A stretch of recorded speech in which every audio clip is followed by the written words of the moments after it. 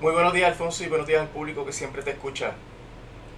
Estaba comentando, y lo quiero volver a comentar con usted porque fue una sorpresa muy agradable ver un post esta mañana en Facebook de la Pontificia Universidad Católica de Puerto Rico, donde es una foto donde están presentes en la marcha en contra de la decencia el presidente licenciado José Frontera y el señor Ángel Ríos, obispo de Mayagüez, estaban ahí en la marcha, y decía el presidente: según lo aprobó nuestra facultad y es expresado conforme a la doctrina social de la Iglesia, debemos oponernos a un proyecto que precarice el agua, encarece la tierra, privatiza las playas y atenta contra la estabilidad de nuestras comunidades. Sí, es una excelente noticia que otros sectores importantísimos y amplios se estén uniendo en contra de esta lucha contra ese proyecto de desplazamiento, que es el llamado proyecto Esencia. Hacía tiempo que no escuchaba que se invocara la doctrina social de la iglesia, Alfonso. Ha estado presente en muchas actividades, ¿verdad? Pero pues, recientemente no lo había escuchado, así que es un gran paso para la masificación de la oposición. Yo tuve la oportunidad de estar ayer allí, Alfonso, y te cuento que es una de las marchas más grandes que se han visto en los años recientes. Y lo más significativo que vi es que abrumadoramente eran jóvenes y personas de menos de 40 años. Y eso es un cambio dramático en las asistencias de las diferentes marchas, donde normalmente quienes salen a la calle es esta generación tuya y mía, que han pasado la salsa y el guayacán y que todavía nos queda ánimo para ir y eso pues habría que sacar 20 programas de hoy mismo para poder analizarlo, pero lo he planteado aquí muchas veces, que desafortunadamente la juventud no está saliendo a la calle y este proyecto aparentemente motiva a los jóvenes y hay que dar un crédito a Benito, ¿verdad? A Bad Bunny, quien exhortó a los asistentes a sus conciertos de este fin de semana a asistir a la marcha y podría ser que eso fue un factor contribuyente a la extraordinaria asistencia que se dio ayer allí. Bueno, le pregunto, ¿se veía más gente de la región o había gente de toda la isla? No, yo pienso que había gente de toda la isla, sin duda. Sí, la región está presente, pero había gente de toda la isla. Hay estimados enormes de asistencia, ¿verdad? Tal vez un poco exagerado, pero han mencionado algunas personas hasta 30.000 personas. No Ese sé es si el has número que yo visto. he escuchado. Ese es Sí, el número que yo he escuchado. pues eso probablemente es prácticamente la población de Cabo Rojo y no creo, ¿verdad? Que eso sea el caso, de que todos hayan asistido, pero hay una masividad que se manifiesta también en las organizaciones. Muchas organizaciones que dieron presente, no solamente las personas, ¿verdad? En su carácter individual y particular, sino había comparsas de muchas organizaciones conocidas aquí en Puerto Rico. Y lo que es más impresionante, Alfonso, es el apoyo de la comunidad científica, porque los discursos que se dieron allí no fueron discursos de patria o muerte venceremos y lucha sí, entrega no. Los discursos fueron fundamentados. Hablaron varios científicos, por ejemplo, Gerson Bochán y otras personas que tienen conocimiento especializado para ilustrar cómo este proyecto es absurdo dentro de las circunstancias. El comunicado de prensa de la iglesia y de la católica, y hay que pensar que es de la iglesia y de la Universidad Católica, porque está también el monseñor, pues lo resume todo. Es un proyecto que va a precarizar la tierra, va a precarizar el agua. Y ayer Gerson Bocham, que es el profesor retirado del recinto universitario de Mayagüez, experto en energía, explicó cómo es que va a ocurrir cuál es la propuesta energética y lo absurdo de esa propuesta energética, que no va a ser suficiente para las necesidades de la magnitud del proyecto y por tanto va a precarizar también la energía. O sea, que se habla mucho del agua y es importantísimo, pero la energía dentro de una situación en la cual estamos viviendo, que le hemos dado seguimiento por años aquí, pues es vital que se sepa que tampoco bajo ese aspecto el proyecto es viable. Y eso, el problema, Alfonso, es que las agencias del gobierno encargadas de vigilar nuestros recursos naturales y nuestra viabilidad como país, de proteger los terrenos que el consenso social de Puerto Rico es que deben ser especialmente protegidos, pues están al otro lado de la verja.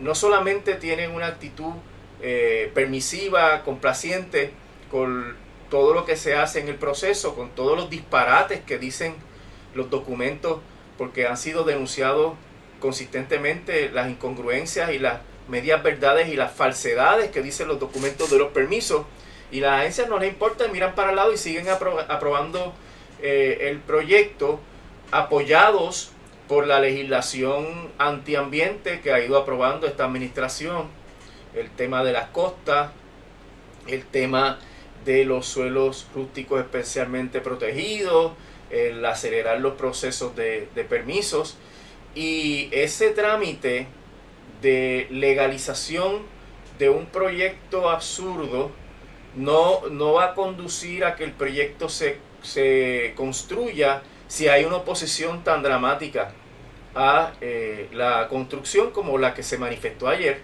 O sea, esto no es ya un asunto... El pueblo ha entendido, Alfonso, que este asunto de esencia es un proyecto de vida o muerte por el desplazamiento de una zona territorial tan amplia que se propone y que en realidad no va a beneficiar para nada los intereses del común del pueblo de Puerto Rico, porque va a someter a toda esa área suroeste a las precariedades de tener una prioridad para una gente que probablemente nadie sea de Puerto Rico, todos sean extranjeros, porque los precios y el costo de esas residencias y el mantenimiento de esas instalaciones es mucho más allá de las capacidades de las personas de Puerto Rico, y que evidentemente tienen el propósito de desplazarnos, de sacarnos, porque cuando pongan los portones allí y pongan un guardia con acceso, pues te van a preguntar a qué tú vienes y te van a retratar y te van a impedir el acceso si ellos entienden que tú no cumples con los criterios que una junta de gente privada ha determinado sobre el acceso a las playas, a las costas, a los humedales y a las áreas de valor ecológico a las cuales tenemos derecho todos y todas las puertorriqueñas. Así que es un proyecto, Alfonso, que no importa lo que se haga para aprobarlo, el proyecto no va, porque la oposición del pueblo es mucho más poderosa y más ingeniosa que las meras aprobaciones legales. O sea, ¿quién va a comprar un lote en un proyecto que tiene la oposición del pueblo de Puerto Rico? ¿Qué seguridad se va a sentir o va a sentir una persona que quiera ir allí cuando realmente no sabe cuál es la próxima estrategia que van a utilizar los opositores? Yo comparo esta lucha, Alfonso, con la lucha de Vieques. Fíjate que en Vieques fue la liberación de los terrenos ocupados por la Marina más poderosa del planeta. Y esa Marina pues se tuvo que ir, y así mismo va a pasar con esto. Lo que pasa es que todavía no hemos visto las luchas más agudas, las situaciones más fuertes, porque esto está apenas empezando. Pero en el momento en que ellos se vean contra la pared, pues van a recurrir al lawfare, ¿verdad? A utilizar los mecanismos de la ley para perseguir, amedrentar, y sin duda ya hay gestiones de lawfare por ahí que poco a poco van a salir los detalles, pero aquí, como pasó en Vieques, el Estado, la Marina, recurrió a arrestar a los manifestantes, a trasladarlos desde Vieques a la Isla Grande bajo unas condiciones terribles, con las manos esposadas en la espalda, a la intemperie, metiéndolos en jaulas, porque te acuerdas que había unas jaulas allí en los terrenos de Vieques donde metían a los manifestantes, y luego los procesaban. Eso duraba 24 horas, y luego los sometían, ¿verdad?, a un proceso judicial en donde muchos, más de 2000, fueron presos 10 días, 20 días, 30 días, 6 meses. Hasta hubo gente que estuvo presa 6 meses. Y esa voluntad de oposición pues hizo que la Marina tuviera que tirar la toalla e irse. Digo, hay siempre otras condiciones que concurrieron en el momento, ¿verdad? El fin de la Guerra Fría es un elemento esencial, pero si no es por la lucha y la presión de los manifestantes, pues no hubiera pasado nada.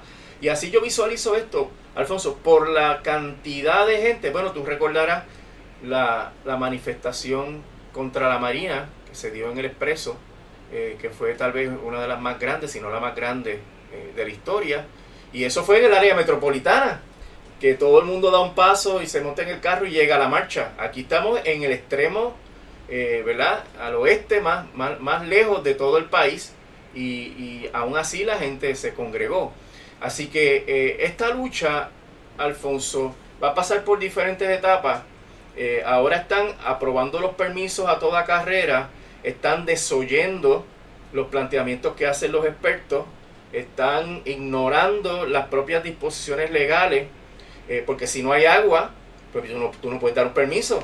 Si no hay suficiente energía, tú no puedes dar un permiso. Si esto impacta los humedales y áreas donde tenemos especies que están en peligro de extinción, pues tú no puedes dar un permiso. Pero ellos se van a saltar todo eso y van a crear las condiciones de que la lucha tenga que escalar. Y yo entiendo, ¿verdad?, que eventualmente, y esto es una mera especulación, pero es como ocurren las cosas, que cuando ellos tengan todos los permisos, que empiecen a construir, va a haber movimiento de camiones, va a haber el movimiento de equipo pesado y todo eso, y ahí se van a dar otras luchas. Los que proponen esencia y sus alter egos, sus cabilderos y alcahuetes, pues empezarán a radicar casos. Van a decir que me agredieron, van a decir que me difamaron, va a meterse la policía allí para decir que están impidiendo un proyecto que es legal, que ha sido autorizado. Van a empezar a procesar a las personas por esa ley tan absurda que impide la protesta. Va a haber casos donde se cuestione si esa ley es inconstitucional, y cada vez esto va a ser un foco, ¿verdad?, de actividad, de creatividad, de expresión popular, que va a ir opacando a los que están en el gobierno, que les va a ir sumiendo en una situación políticamente adversa, peor que la que tienen ahora, hasta que eventualmente tienen que tirar la toalla, Alfonso. Esto es el curso que ya Puerto Rico escogió, y lo escogió por la masividad de la oposición, por la incorporación de las organizaciones e instituciones ¿verdad?, conservadoras de Puerto Rico, porque lo entienden como un issue de supervivencia y de desplazamiento, y que eventualmente no va a ser un pecado participar en la protesta. El que no esté se va a sentir excluido y se va a unir, y esto va a ser algo que eventualmente va a triunfar, Alfonso. No me queda la menor duda, porque no tienen la infraestructura. Ayer Gerson Borrero explicando, Bochán, perdón, dije Borrero, perdón, Bochán, explicando cómo tienen unas necesidades energéticas y cómo plantean suplirlas, y lo absurdo de lo que plantean, pues me da a mí la certeza de que eventualmente todo eso va a colapsar. Y ahí hay que mantener la oposición.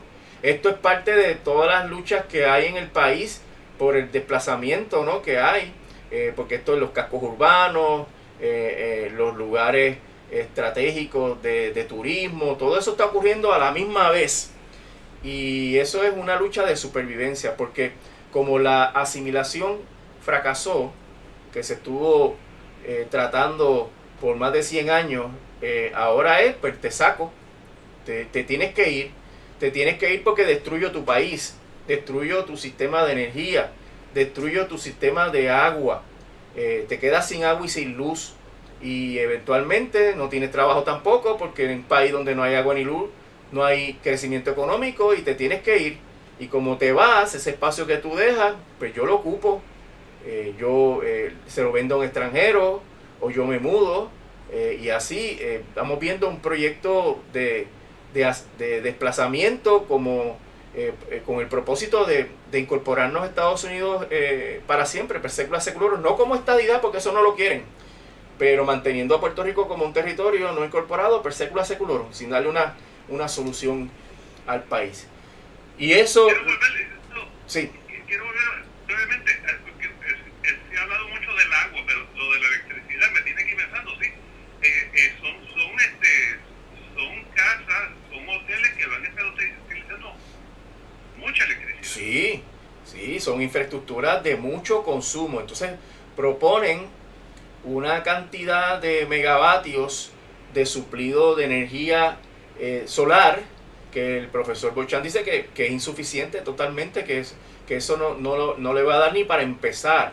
Entonces el plan no tiene cómo eso va a conectar con la infraestructura de la Autoridad de Energía Eléctrica y Luma, no tiene cómo se va a mantener, porque ¿quién va a mantener eso? Son placas solares, serían privadas.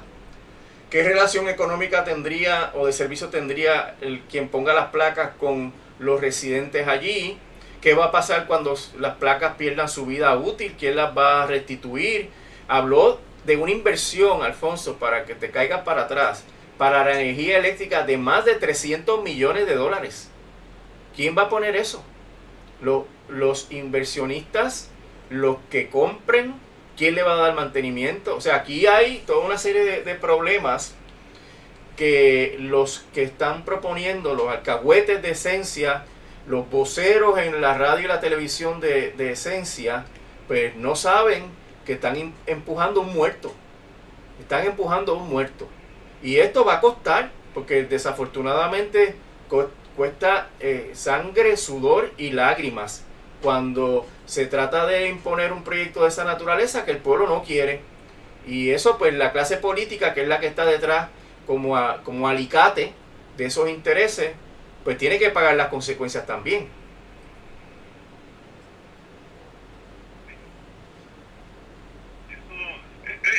Estamos añadiéndole al grid eléctrico un municipio adicional. Sí, sí, porque esos terrenos ahora mismo están prácticamente despoblados. Sí, eso es lo que está ocurriendo, añadiendo un municipio adicional a un grid que discutimos la semana pasada, que está en déficit eléctrico, que el contrato, por la misma corrupción neoliberal, porque esto hay que verlo desde una óptica más amplia, ¿verdad? Esto todo surge porque nosotros vivimos un sistema que es neoliberal, que es una etapa superior del capitalismo con una rapacidad y una avaricia nunca antes vista, y esa rapacidad y avaricia está impulsada por la ley promesa, porque la ley promesa, el título 7, que siempre menciono cuando tengo la oportunidad, dice que las reformas fiscales que establezca la Junta deben ser permanentes y que favorezcan el libre flujo de los capitales entre Puerto Rico y Estados Unidos. Esa es la manera más elegante de decir que aquí vamos a empujar al máximo el neoliberalismo. Y quieren hacer un municipio de extranjeros donde los puertorriqueños seamos sus sirvientes, Alfonso. Esas son las oportunidades que hay. Me da mucha pena algunos negocios que están diciendo que allí en el área de Cabo Rojo, de Boquerón, que están diciendo que Esencia es progreso. ¿Qué progreso si la gente que va a trabajar son sirvientes? Allí no va a haber ninguna oportunidad para los boricuas.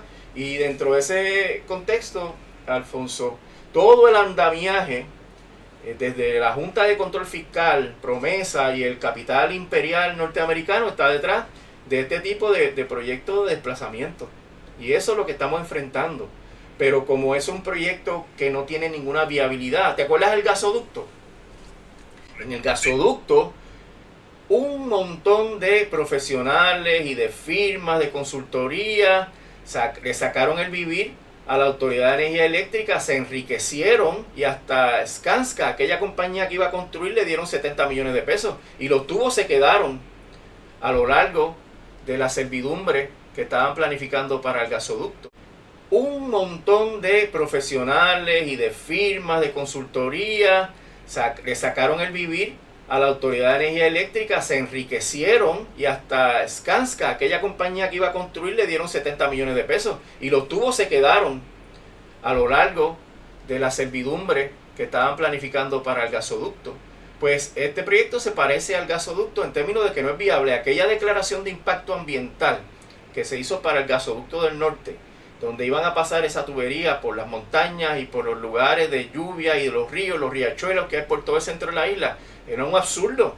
Y la oposición del pueblo hizo que eso colapsara, pero no por solamente la oposición, es que era inviable. Y aquí tenemos la misma situación. Tenemos un pueblo unido en contra y tenemos un proyecto que no es viable en términos de las infraestructuras que hay que tener para poder construirlo. Y eso pues va a encarecer esto de una manera dramática, mucho más de lo contemplado, y va a hacer que eventualmente eso sea un desierto, como hay montones de desiertos de proyectos de turismo en el planeta, ¿verdad? Donde los proyectos de turismo fracasan, pues así será.